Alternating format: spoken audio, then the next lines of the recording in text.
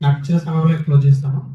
అసలు డాక్టర్ బాబాసాహెబ్ అంబేద్కర్ గారు ఈ మధ్య కాలంలో వింటున్న వర్షన్ ఏంటంటే, అసలు రాజ్యాంగాన్ని అంబేద్కర్ ఒక్కడే రాయలేదు, కొన్ని వందల మంది రాశారు.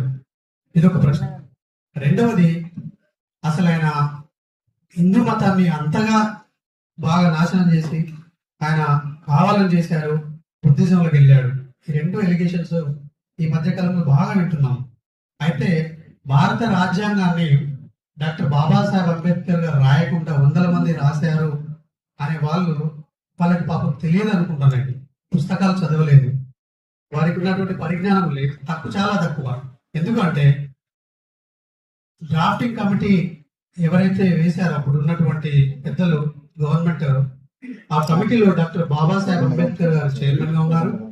అలాగే ఎన్ గోపాలస్వామి అయ్యంగార్, అల్లాడి కృష్ణస్వామి అయ్యారు, KM Munshi, Mohammad Saadulla, BL Mitter and DP Khaitan. ఈ 7 ఉన్నారు. ఈ 7లో ఒక అతను చనిపోయాడు, ఇంకొక అతను ఆరోగ్య స్థితి బాగాలేదు, ఒకరిద్దరు ఫారెన్ వెళ్ళిపోయారు, ఇంకొకరు వారికి ఉన్నటువంటి క్వాలిఫికేషన్ అనుకుని ఎదుర్కొని రాయలేకపోయారు. కానీ చివరికి తన ఆరోగ్యాన్ని పనంగా పెట్టి, తన జీవితాన్ని పనంగా పెట్టి తనకిచ్చినటువంటి బాధ్యతను పరిపూర్ణంగా నిర్వర్తించినటువంటి ఏకైక వ్యక్తి డాక్టర్ బాబాసాహెబ్ అంబేద్కర్. ఇంకా ఎవరు లేదు.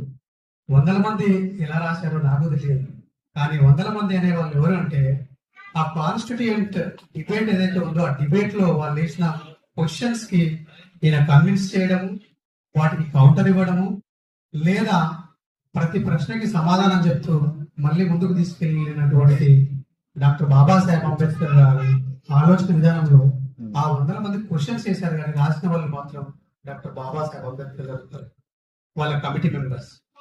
అంతే తప్ప వందల మంది రాసే అవకాశం లేదు. వందల మందికి ఉన్నటువంటి క్వాలిఫికేషన్ ఏంటి, వారికి ఉన్నటువంటి మిగతా దేశాల మీద ఉన్నటువంటి రాజ్యాంగం పైన అవగాహన ఏంటి, వాళ్ళు ఏమేమి చదివారు, ఏ దేశాలు వెళ్ళి చదువుకున్నారనే మన మినిమం గా ఫండమెంటల్స్ గా అంటే థింకింగ్ చేస్తే మనకు క్లియర్ అర్థం.